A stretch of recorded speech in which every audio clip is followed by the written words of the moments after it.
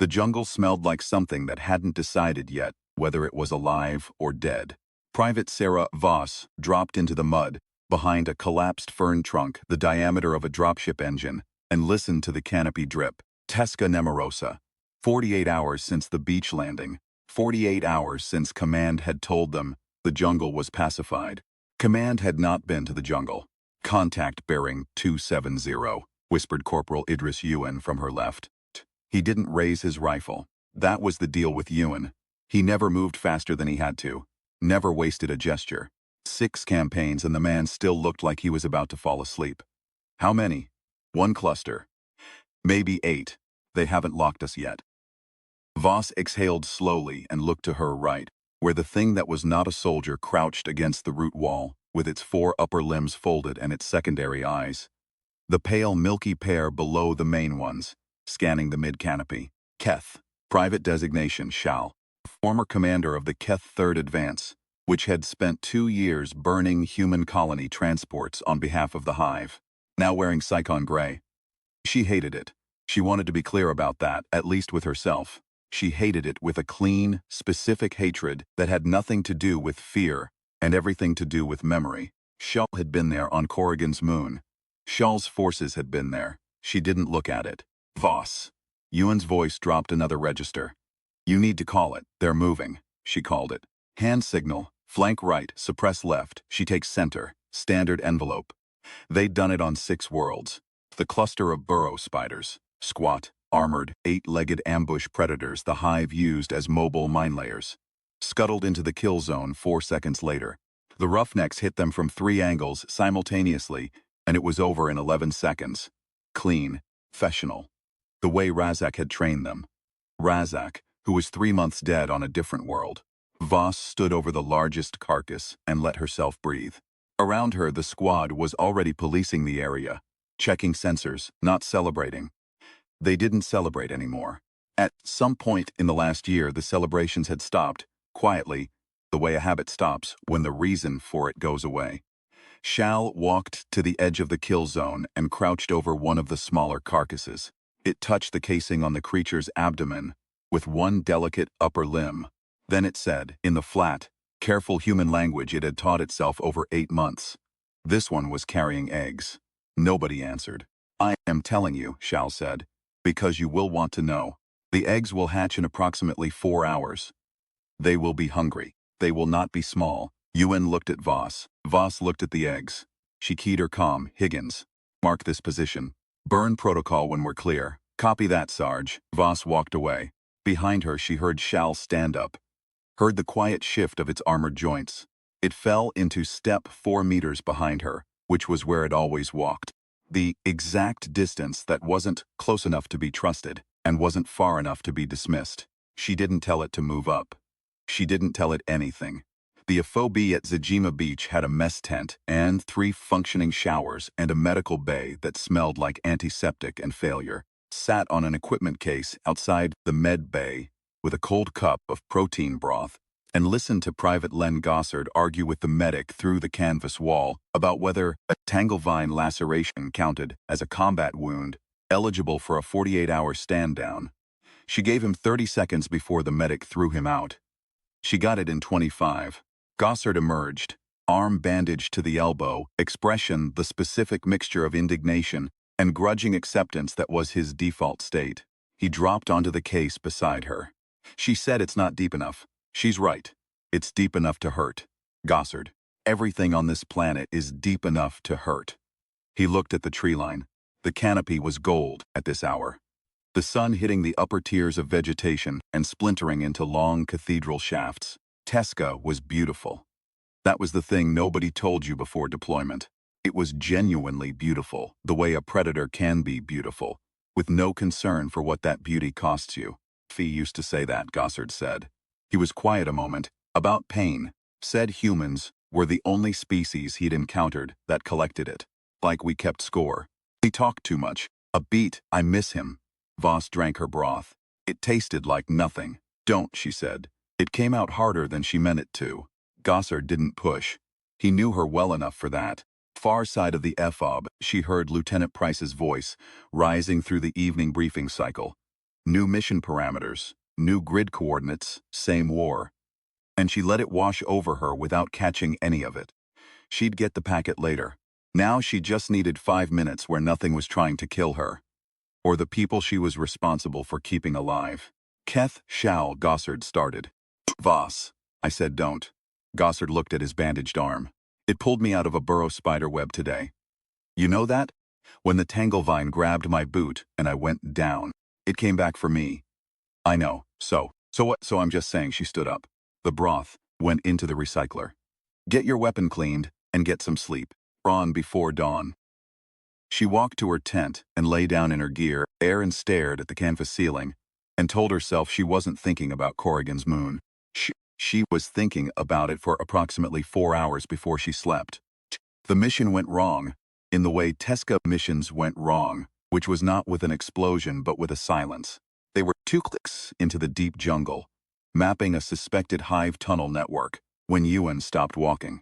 Voss stopped 2 steps later. The rest of the squad concertinaed behind her. Talk to me, she said. Nothing, Ewan said. That's the problem. He was right. The jungle had been loud. Insect analogs. Wind through the upper canopy. The low thrumming that came from something biological in the soil that nobody had classified yet. All of it was gone. The silence was the kind that had weight to it. The kind that pressed against your ears. Tunnel emergence, Shal said, from the back of the formation. You're guessing, Voss said. I am not guessing. I can feel the substrate vibration through my feet. 3 nodes, converging approximately 40 meters ahead and slightly north. The emergence pattern is consistent with what the hive uses for coordinated surface assault. A pause. Have perhaps 90 seconds. Yun looked at her. She looked at the jungle. 90 seconds. The instinct. The human instinct. The one that had gotten 3 of her people killed on the Tophet drop. Was to run. Distance between yourself and the emergence points. Find defensible terrain. Call for fire support. It was a good instinct. It was also, on Tesca Nemorosa, where the hive had been tunneling for 18 months, and the tunnel network was denser than any mapping had predicted, the instinct that got you flanked and eaten. She made a decision she was not certain about. She made it anyway, because that was the job. Shal, you pinpoint the nodes? All 3? Yes. Then you're on point. Move. The silence that followed that order was not the silence of the jungle. It was the silence of her squad. She felt it land, felt the specific quality of it, the way it was different from ordinary quiet.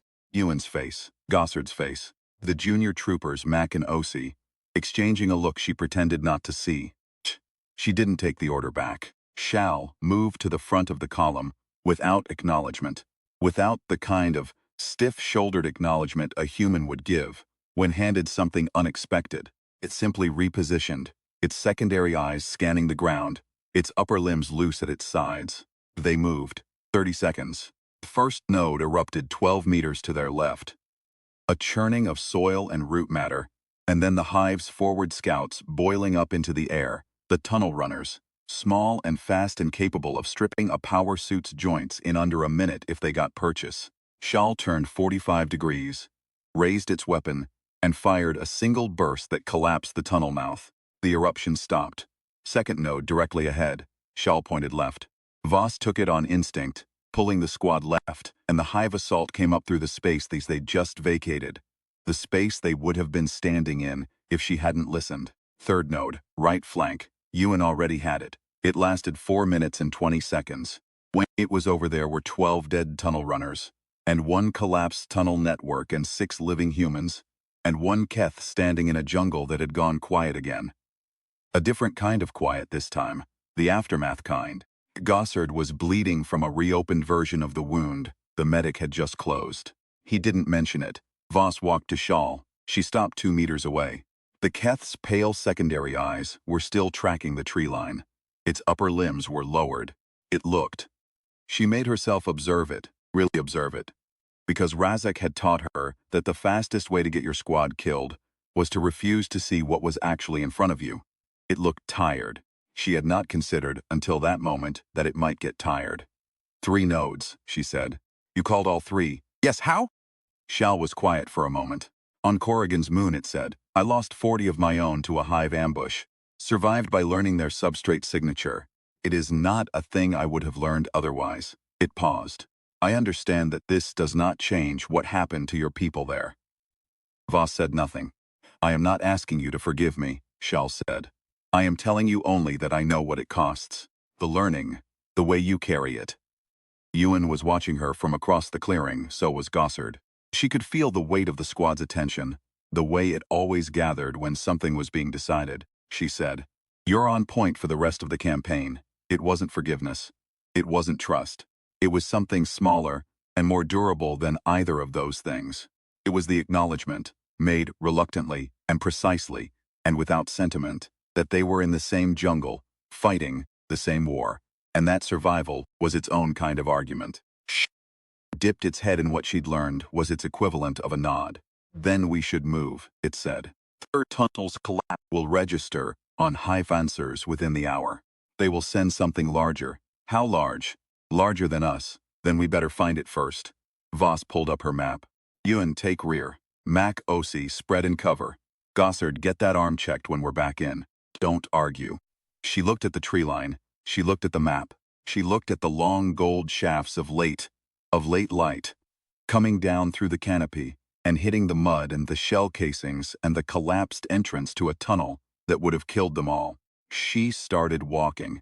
They found the brain node 3 hours later, half a click north of the third emergence point, buried under 8 meters of root matter and hive resin. The hive didn't build them small. The neural relay that coordinated the tunnel network was the size of a cargo container, wet and pulsing, with the slow bioluminescent rhythm of a creature that had never expected to be found. Ewan looked at it for a long time.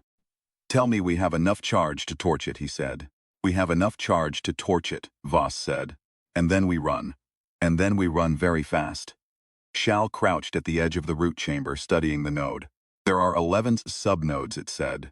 If you destroy only the primary, the network will root around the loss within 72 hours. You would need to return. It paused. I know the subnode pattern. The hive builds them the same way everywhere. I can mark them. Ewan looked at Voss. Shh. The look was different from the looks earlier. Still not warm, exactly. Ewan didn't do warm on deployment, but something had shifted in it. Something had made room. Do it, Voss said. Shal moved through the chamber. Precise. Touching each subnode, in sequence, marking them with the chemical indicators from its kit that would register on their sensors for extraction mapping. It moved like it knew exactly what it was doing. It moved like something that had spent a very long time on the wrong side of this war, and had decided, for reasons it kept to itself, that it would not spend any more time there. When it was done, Voss planted the charges. Ewan set the timer. Gossard, arm leaking steadily through the bandage, counted down from 30 on his fingers the way he always did because he'd never trusted digital timers. They ran. The brain node went up behind them in a column of blue-white fire that climbed higher than the canopy and lit the whole jungle for one long second. Voss felt the heat on her back and the shockwave in her teeth and the ground shudder under her boots, and she kept running. And behind her she could hear her squad, all of them, including the one that was not human, and the one who was bleeding, and the one who never moved faster than he had to. She could hear all of them running hard, together, through the jungle that smelled like something that had been alive, and was now less so. They made the fob at 0300. The sentries let them through without questions. People came back from Tesca Nemorosa at 0300 covered in mud, and something else that wasn't mud. And you didn't ask questions, you just counted them and let them in. Gossard went directly to the med bay. This time he didn't argue about the depth. Ewan stopped at the entrance to the equipment bay, and he looked at Shal and he said, "You drink? Whatever your species equivalent is." Shal's secondary eyes moved in the pattern Voss had started to recognize as surprise. I can metabolize a narrow range of human fermentation products without adverse effect. That's a yes. Ewan jerked his chin toward the bay. Come on. Shal followed him in. Voss stood outside for a while. The sky over the fob was doing something complicated. 3 moons at different phases. The rings of the gas giant they orbited just visible at the horizon. The canopy black and solid against all of it. Beautiful. Still beautiful. She thought about Razak. She thought about what he would have said. Watching a Keth follow Ewan into a tent for a drink at Euro 300 on a jungle world at the edge of the known would have said something dry and entirely correct, the way he always did, and she would have argued with him the way she always did, and he would have waited until she was done, and then said it again, exactly the same way, because he was right and he knew it, and he was patient enough to wait for her to catch up. She thought he would have said, "That's how it works, Voss. You don't trust first. You work first, and the trust is what's left over." She looked at the tent. She looked at the tree line. She went inside.